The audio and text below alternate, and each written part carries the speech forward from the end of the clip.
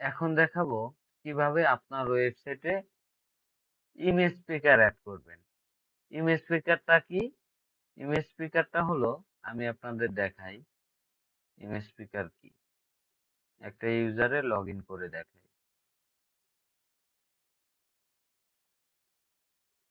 এখানে সার্ভিস, এই যে দেখেন লোগো ডিজাইন, পাশে কিছুই নেই, এখানে কিছুই নেই, সব সার্ভিস আছে শুধু।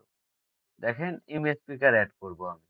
এবার সার্ভিসে আসবেন, এরপর আবার সার্ভিস, এরপরে এই পেন্সিলের মতন আইকন, এখানে ক্লিক করবেন, নিচে ইমেজ স্পিকার লেখা, এখানে ক্লিক করবেন। এই যে দেখবেন অনেকগুলো ফটো দেয়া আছে। আপনি যদি এই ফটো ছাড়াও অন্য কিছু দিতে চান, তাহলে আপলোড অ্যান্ড ইমেজে ক্লিক করে আপনার মোবাইলের গ্যালারি থেকে দিবেন। আর কম্পিউটার হলে কম্পিউটারে যেখানে পিকচার আছে যেটা অ্যাড করতে চান ওইটা সিলেক্ট করে দিলে অ্যাড হয়ে যাবে।